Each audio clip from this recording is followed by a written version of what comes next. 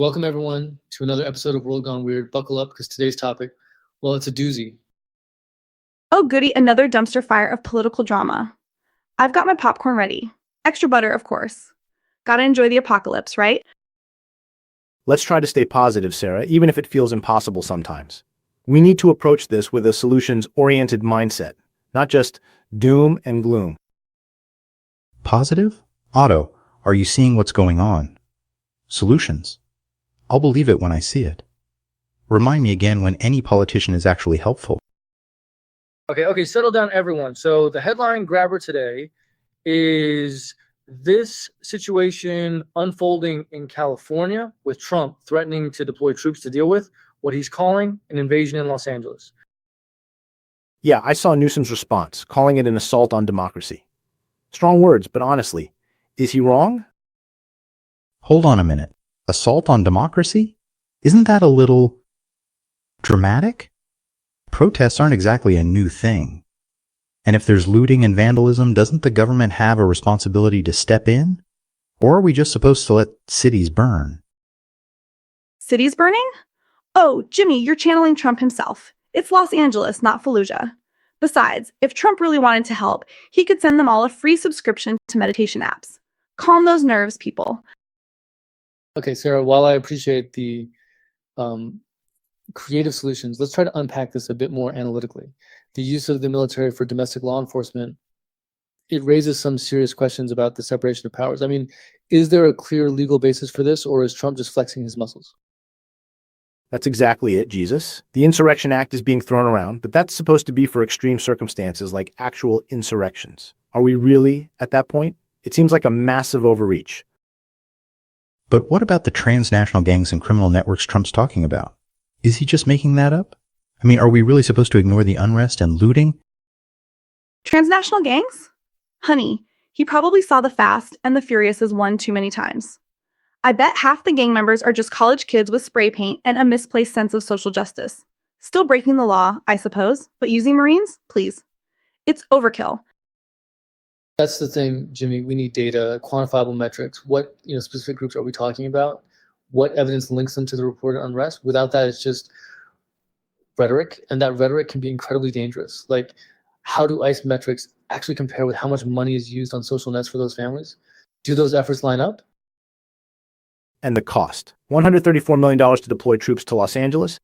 Think of what that money could do if it went to community programs, mental health services, addressing the root causes of the unrest, instead of just suppressing it. It makes no sense to solve a problem with a hammer when you can just fix the foundation that created it in the first place. Okay, I get it. The money could be used better. But what if it prevents things from getting worse? What if it stops the city's burning scenario? Isn't that worth something? It's like that money has a chance of saving a whole lot more money down the road. Oh, Jimmy, you sweet summer child. Spending money on militarizing the streets? It's like putting a band-aid on a gunshot wound. Doesn't address the underlying issues, and it probably makes the patient hate you even more. What about addressing why those gangs exist at all?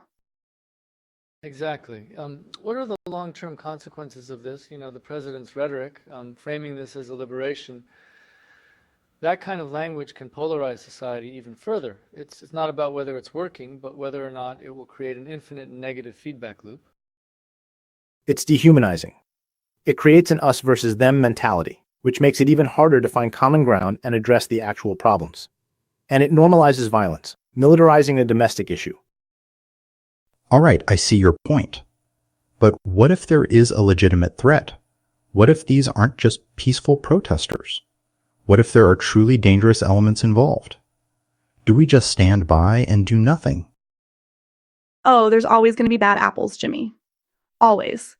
But that doesn't mean you nuke the whole orchard. The government could try, gasp, actually listening to the people protesting, understanding their grievances, maybe even, dare I say, addressing them. Crazy, I know. Sarah's got a point. A scientifically informed approach would involve understanding the root causes of the unrest. What are the economic factors, the social inequalities? What are the specific grievances of the protesters?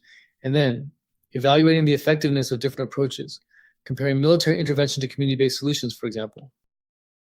And what about the impact on the troops themselves? Being deployed in this way, in a domestic context, it's not what they signed up for. What's the long-term psychological toll? Are they getting the support they need? So, what's the alternative? Just let everyone break the law with no ramifications. What do we do with illegal migrants or protesters who cause damage and hurt other people? Oh, Jimmy, it's not an either or situation. You can have law enforcement and address the root causes. You can have consequences for illegal actions and treat people with dignity and respect. It's called nuance. Look it up, you'll be amazed. It's about proportionality, Jimmy. Is deploying the military the least restrictive means of achieving a legitimate goal, or is it an overreaction that infringes on civil liberties and potentially escalates the situation? Does it promote more violence or less? And it's about transparency. The conflicting statements from officials, the lack of clarity around the rationale for the deployment, it breeds distrust. People need to know why these decisions are being made, and they need to be able to hold their leaders accountable. Is this just Trump using the military to strong-arm the American people? But the press can never just be objective. They always have an agenda. Maybe Trump is just using the best tool he can because no other options have worked. You're right. Media bias is a factor. And the answer is to look for data. Are the reports being made lining up with metrics in place? We can have our opinions, but we can't have our own facts. Ultimately, this comes down to a question of values. What kind of society do we want to live in? One where dissent is suppressed with military force, or one where we address the root causes of unrest and uphold the rights of all citizens? The latter is more difficult, but much more sustainable. And that's where the long-term consequences come into play. What kind of precedent does this set for future administrations? Does it normalize the use of the military for domestic political purposes? Does it erode the separation of powers and undermine democratic norms? What does this mean for democracy's future? Is this really the route we want to take? Well, if nothing else, it's great material for a dystopian novel. The Ballad of Los Angeles, a military occupation. Coming soon to a bookstore near you. I'll even sign copies, for a small fee, of course. Gotta make a living somehow, right? Even if the world is gonna hell in a handbasket. So what can people do? It can feel overwhelming and helpless, you know? Stay informed. Seek out diverse perspectives. Engage in respectful dialogue. Hold your elected officials accountable. Support organizations that are working to address the root causes of unrest and uphold civil liberties. And maybe stockpile some canned goods, just in case. Can't hurt to be prepared, right? Canned goods? Please, Jimmy. I'm stocking up on wine. If the world's ending, I'm going out with a buzz. And maybe a cheese plate. Priorities, people, priorities. Okay, everyone, that's all the time we have for today. Thanks for tuning in to World Gone Weird. Remember to stay skeptical, stay informed, and try to stay sane out there.